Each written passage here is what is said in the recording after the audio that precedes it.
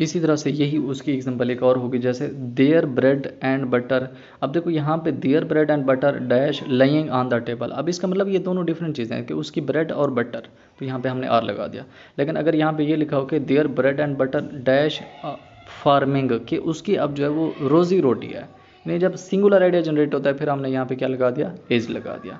एक और असूल यहाँ पे देख लें कि वन ऑफ के बाद नाउन प्लूरल, वर्ब सिंगुलर आती है, लेकिन द ओनली के बाद हमेशा हमेशा वर्ब सिंगुलर आती है। नाउन भले प्लूरल हो, नाउन भले सिंगुलर हो, लेकिन वर्ब हमेशा सिंगुलर ही आएगी।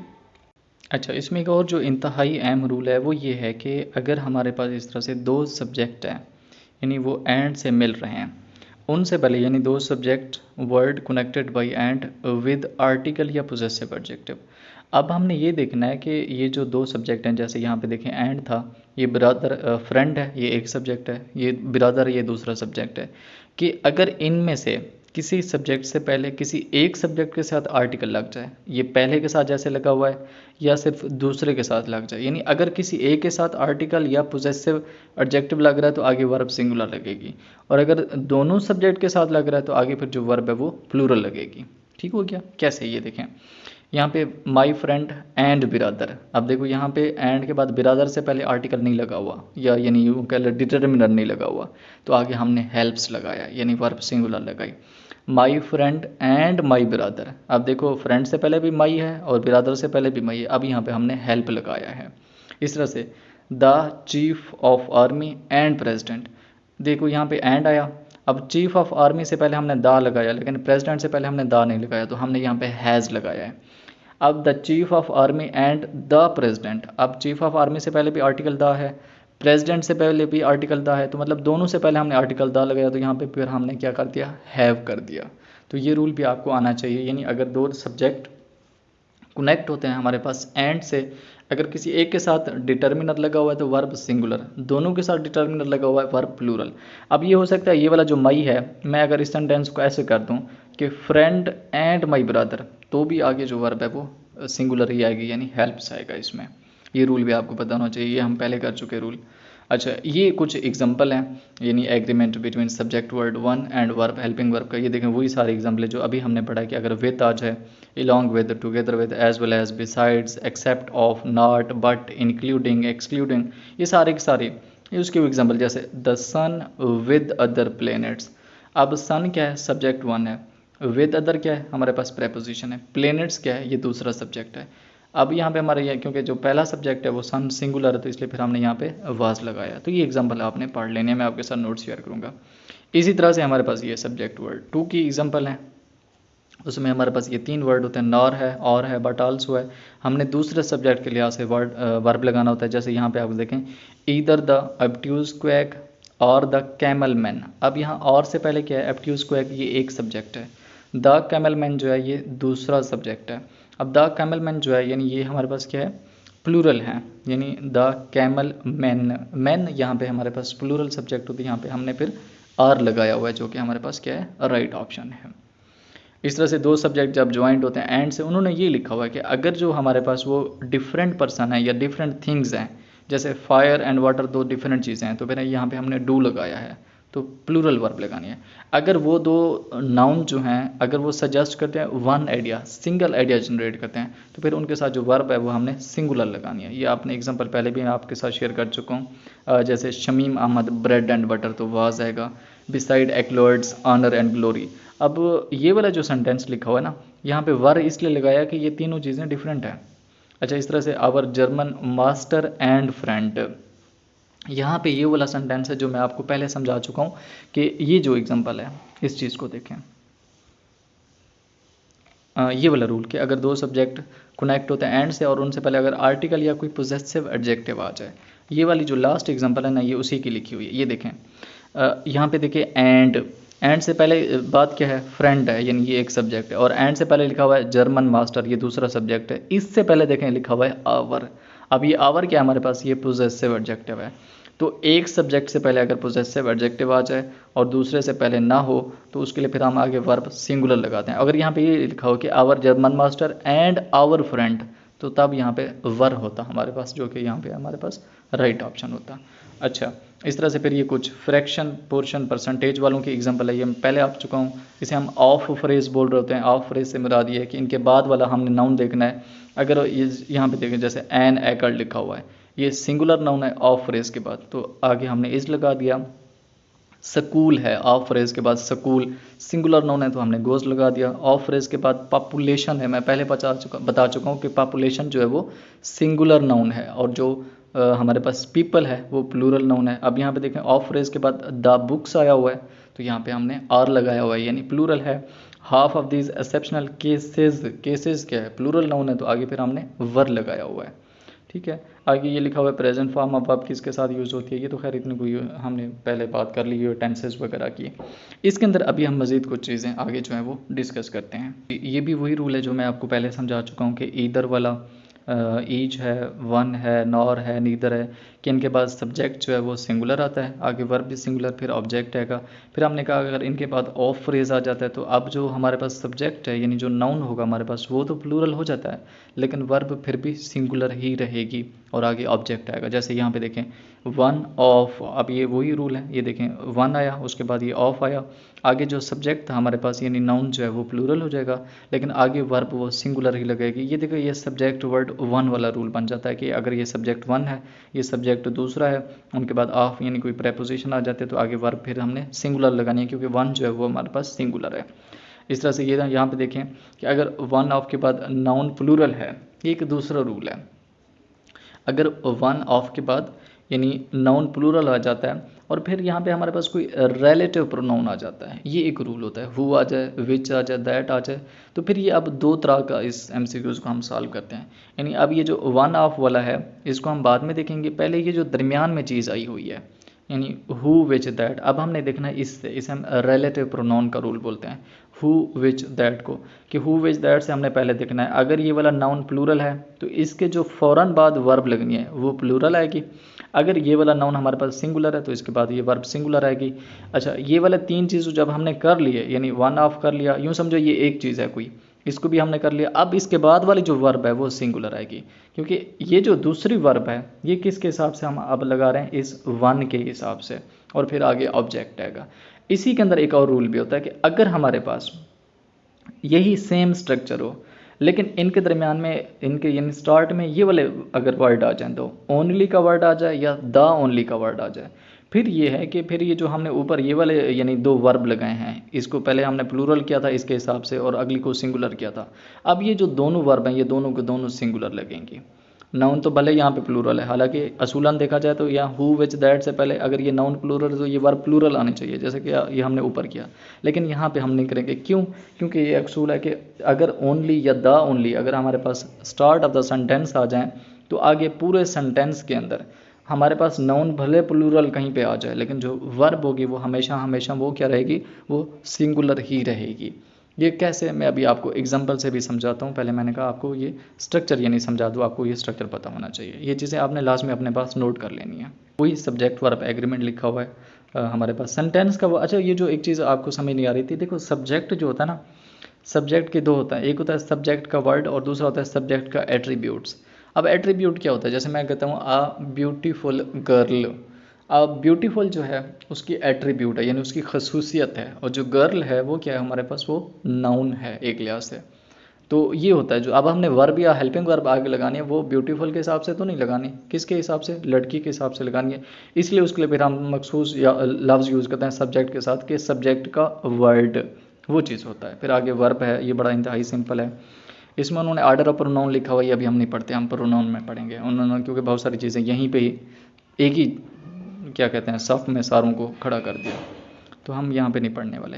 ये देखें ये सब्जेक्ट वर्ड वन वाला रूल उन्होंने लिखा हुआ है कि अगर यहाँ पे ऑफ आ जाए तो हमने फिर जो है ना सब्जेक्ट वर्ड यानी वन के हिसाब से लगाना है। वही एग्जांपल सारी लिखी हुई हैं कि ऑनर एंड कैलोरी है, फिर उसको वो लेके आ रहे हैं ना कि अगर वो सिंगुलर आइडिया है, ये देखें ये लिखा हुआ है अगर सब्जेक्ट वन और सब्जेक्ट टू जो है वो रेफर टू सेम ऑब्जेक्ट या सेम कंसेप्ट, वही बात अगर सिंगुलर आइडिया जनरेट होता है तो उसके लिए फिर आगे हम जो वर्ब है वो सिंगुलर कर देते हैं, यानी एंड से अगर वो आपस में मिल रहे हैं, ये देखिए एंड से लिखा हुआ है जो हमने एक रूल पढ़ा हुआ है। ठीक हो गया। जैसे ब्रेड एंड बटर है, profit and loss, my friend and benefactor, bread and butter were purchased by him, ये मैंने आपको दूसरी एग्जांपल भी बताई थी कि were lying on the table, वो डिफरेंट आइडिया हो जाता है। ये मैं आपको पहले पढ़ा चुका हूँ, आपने ये वाली एग्जांपल उसी अपने एक नोट्स में पुट कर देनी है। अच्छा, फिर ये आर्टिकल वाला ये भी मैं आपको पहले पढ़ा चुका हूँ कि अगर ये यहाँ पे देखें, जैसे एंड से पहले अगर यानी सब्जेक्ट है और उसके बाद सब्जेक्ट है, अगर एक के साथ आर्टिकल लगा हुआ है तो वर्ब सिंगुलर। इस तरह से यहाँ पे देखें, जैसे इसने रेड काउ से पहले आर्टिकल नहीं लगाया, इस तरह से एंड से पहले देखें प्रिंसिपल से पहले आर्टिकल लगा हुआ है, लेकिन साइंस टीचर से पहले आर्टिकल नहीं लगाया तो भी वर्ब सिंगुलर, और अगर दोनों से लग जाए तो वर्ब प्लूरल। यहाँ पे देखें, एंड से पहले वाइट से पहले उसने आर्टिकल ए लगाया हुआ है और रेड से पहले भी आर्टिकल लगाया हुआ है, मतलब अब दोनों से पहले उसने डिटर्मिनर लगा दिया तो आगे वर्ब प्लूरल हो गई। यहाँ पे देखें, प्रिंसिपल से पहले भी आर्टिकल लगाया हुआ है, साइंस टीचर से पहले भी अब आर्टिकल लगाया हुआ है और दोनों सब्जेक्ट एंड से आपस में जोड़ रहे हैं तो वर्ब प्लूरल। यहाँ पे भी देखें, कंफर्टेबल से पहले आर्टिकल, लार्ज से पहले आर्टिकल तो वर्ब प्लूरल। ये मैं पहले आपको पढ़ा चुका हूँ। ईच एवरी वाला रूल है, ये पहले आप पढ़ चुके हैं कि इसके बाद हमेशा वर्ब की फर्स्ट फॉर्म लगती है। 2 and 2 make 4 उसने थोड़ा सा लिखा है ओके। प्रोवर्बियल यूजेज में ये इस तरह से हम लिखते होते हैं, और अगर हम अरिथमेटिक कैलकुलेशन में लिखें तो 2 and 2 को फिर हम मेक्स 4 करते हैं, लेकिन जो इसका सही यानी जवाब है वो ये वाला है, 2 and 2 make 4। ये अक्सर आप पूछते हैं कि सर 2 and 2 make 4 आएगा या मेक्स 4 आएगा, तो 2 and 2 make 4 आता है। लेकिन अगर हम मैथमेटिक में चले जाएं उसमें फिर जो है ना हम मेक्स करते हैं, यानी वर्ब की सिंगुलर फॉर्म में करते हैं। जैसे यहाँ पे आप देख सकते हैं कि 2 and 3, तो इसलिए फिर आगे हमने इज लगाया हुआ कि वो 5 होते हैं, यहाँ पे हमने आर नहीं लगाया हुआ। ठीक हो गया। ये वही सब्जेक्ट वर्ड 1 है, उसने ये सारी वो प्रेपोजिशनें दी हुई हैं। प्रेपोजिशन 3-4 किस्म के होते हैं, सिंपल होती हैं, कंपाउंड होती हैं, कम्प्लेक्स प्रेपोजिशन होती हैं। ये सारी की सारी यानी दूसरे अल्फाज में आपने लफ्ज़ प्रेपोजिशन का याद रख लेना है कि अगर दो सब्जेक्ट के दरमियान में प्रेपोजिशन आ रही है तो आगे जो हमने वर्ब या हेल्पिंग वर्ब लगानी है वो इस सब्जेक्ट 1 के हिसाब से लगानी है। ये सारी एग्जांपल हैं, मैं आपको पहले बता चुका हूँ। ये सब्जेक्ट वर्ड 2 है, ये देखें ये 3 कम्बिनेशन होते हैं, नीदर का नार के साथ, ईदर का और के साथ होता है, नॉट ओनली बट आल्सो होता है। तो अगर ये यानी दरमियान में आ जाते हैं दो सब्जेक्ट के तो हमने फिर आगे जो वर्ब लगानी है वो सब्जेक्ट 2 के हिसाब से लगानी है। अच्छा, एक और चीज़ का भी आपने ख्याल रखना है, सम टाइम वो इन तीनों को शफल कर लेता है, वो नार को नीदर कर देता है, यानी नार को पहले ले जाता है, नीदर को बाद में ले आता है। इस तरह से आर को पहले ले जाता है, ईदर को बाद में ले आता है, बट आल्सो को पहले, नॉट ओनली को। यानी ये शफल भी हो सकते हैं, यानी ये वाले पहले चले जाएं और ये वाले बाद में आ जाएं, क्योंकि ये दोनों एक दूसरे के पेयर हैं। अच्छा, सम टाइम ये होता है कि ये वाला जो पेयर है यानी ये पहला, इसने लगना है इस सब्जेक्ट से पहले, और ये आर है, नार है, बट आल्सो इन यानी इस पेयर ने लगना है क्या, इन दो सब्जेक्ट के दरमियान में। सम टाइम ये भी होता है वो ये वाला पेयर देता ही नहीं है, सिर्फ ये एक पेयर लगा होता है ये वाला, यानी इन दो सब्जेक्ट के दरमियान में। तो भी आपने कन्फ्यूज़ नहीं होना, आपने समझ जाना है कि हमारे पास कौन सा सब्जेक्ट वर्ड 2 का रूल है। ये देखिए ये एग्जांपल लिखी हुई है। अब ये अहमद क्या है, सब्जेक्ट 1 है, उसको देना चाहिए था यहाँ पे आर से पहले ईदर, उसने देखो यहाँ पे नहीं दिया हुआ, यानी उसने ये वाला पेयर नहीं दिया, सिर्फ ये वाला पेयर दिया जो दो सब्जेक्ट के दरमियान में आता है, यानी और दे दिया दो सब्जेक्ट के दरमियान में। तो इससे भी आपने कंफ्यूज नहीं होना, इसको भी आपने लाजमी याद रखना है। ये फ्रैक्शन वाला है, ये आप पहले पढ़ चुके हैं, मैं आपको पढ़ा चुका हूँ। आप अगर पिछली वीडियो देखें इसकी सीरीज़, मेरे ख्याल में पार्ट 2 में या 3 में ये मौजूद है, सॉरी 2 और 1 में। सैनम वाला असूल भी मैं आपको पढ़ा चुका हूँ, इंतहाई अहम है, इसको यहाँ से भी आपने एग्जाम्पल कर लेनी है। इसमें जो है फिर नन ऑफ वाला केस भी मैं आपको पढ़ा चुका हूँ। इसमें वैसे लिखा हुआ है कुछ, लेकिन फिर भी आपने याद रख लेना, उसके बाद हमेशा जो वर्ब है वर्ब की सिंगुलर फॉर्म ही आती है। वैसे दोनों ठीक है लेकिन ज़्यादातर सिंगुलर आती है। ये मैंने आपको एक तकून पढ़ाई है वो वाली ईच एवरी वाली के, वो 15-16 वर्ड हैं कि उनके बाद हमने वर्ब हमेशा सिंगुलर यूज़ करनी है, लेकिन अगर उनके बाद ऑफ फ्रेज आ जाए तो वर्ब फिर प्लूरल हो जाएगी उनके साथ। ये भी मैंने वो एक तकून पढ़ाई है आपको 15 वर्ड वाली। इधर हकीकत वही है, इसमें कुछ और वर्ड भी हैं, ये भी आपने वहाँ पे ऐड कर लेना है। ये देखो यहाँ पे क्या आया, एवरी वाला। मैंने पिछली में एक बात की थी उसमें, यानी सब्जेक्ट वर्ड 1 में जो आप पढ़ा वहाँ पे लिखा हुआ था कि एवरीथिंग, वहाँ पे फिर मैंने आपको कहा था कि ये एवरीथिंग आया हुआ है, ये क्या हुआ है, ये एक सिंगुलर सब्जेक्ट है, तो ये देखें ये वही आया हुआ है। तो ये सारी चीज़ों को आपने कंबाइन करना है, एक नोट्स बनाना है, और जब आप नोट्स बना लें फिर आपने मेरे साथ भी वो नोट्स शेयर करने हैं। अच्छा, उसके बाद एक और चीज़ होती है कि प्लूरल कंपाउंड होते हैं, noun refer to a particular quantity, वो सिंगुलर होते हैं। हाँ, ये एक इंतहाई अहम है। इसमें ये वाला जो है ना 15 minutes is allowed to each speaker, ये पहले आ भी चुका है, नम्स के अंदर है ये MCQs, नम्स के अंदर भी MCQs आ चुके हैं गालिबन 2020 में, शायद आई थिंक सो, या 2021 में आया, बहरहाल ही आया है। तो इसका ये होता है कि कुछ हमारे पास नाउन्स होते हैं वो इंडिकेट करते हैं स्पेसिफिक टाइम को, मनी को और मेजरमेंट्स को। यानी मेजरमेंट्स में क्या क्या, वेट, डिस्टेंस और हाइट, ये यूज्ड होते हैं एज अ होल, सिंगुलर और टेक करते हैं सिंगुलर। यानी जब इनको हम एज अ यूनिट ये जो 3-4 चीज़ें हैं, यानी टाइम, मनी और मेजरमेंट, ये 3 चीज़ों को जब हम एज अ यूनिट लेंगे तो इनके साथ जो वर्ब है वो सिंगुलर लगती है। कैसे? आप एग्जांपल में देख सकते हैं कि 4 years was 60 quintals is 50 rupees is 15 minutes is. तो ये यानी एक क्वांटिटी जो है या ये जो टाइम है या जो मेजरमेंट है यहाँ पे एज अ यूनिट यूज़ होते हैं। जब एज ए ये यूनिट यूज़ होते हैं तो इसके साथ जो वर्ब है या हेल्पिंग वर्ब हम फिर सिंगुलर ही लगाते हैं। ठीक हो गया, यहाँ तक आपको पता चल गया। कुछ नेम्स ऑफ कंट्रीज़ हैं वो ऑलवेज सिंगुलर, ये हम पहले लिस्ट कर चुके हैं। जो कन्फ्यूजिंग एस वाले नाउन हैं उसके ज़रिए से रिलेटिव प्रोनाउन फॉलोवर्ड्स, ये हम पहले पढ़ चुके हैं कि सब्जेक्ट का यानी नाउन का प्रोनाउन के साथ किस तरह से एग्रीमेंट होना चाहिए। अच्छा हाँ, ये देखें, ये जो वन ऑफ द रूल है ना, ये जो 3 रूल हैं ये मैं पहले आपको पढ़ा चुका हूँ। मैं अगेन इसको रिवाइज करवाऊँ कि वन ऑफ के बाद नाउन प्लूरल लेकिन वर्ब सिंगुलर आती है।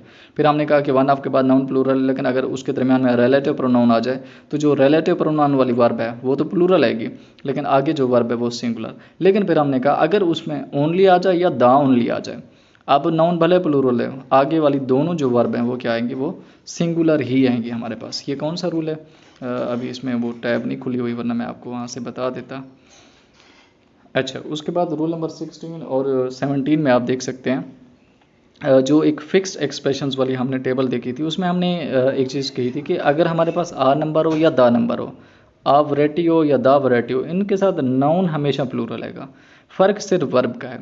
आ वालों के साथ वर्ब प्लूरल आएगी और दा वालों के साथ वर्ब जो है वो सिंगुलर आएगी। ये एग्जांपल आप खुद भी देख सकते हैं, यहाँ पे भी आप जो है वो देख सकते हैं।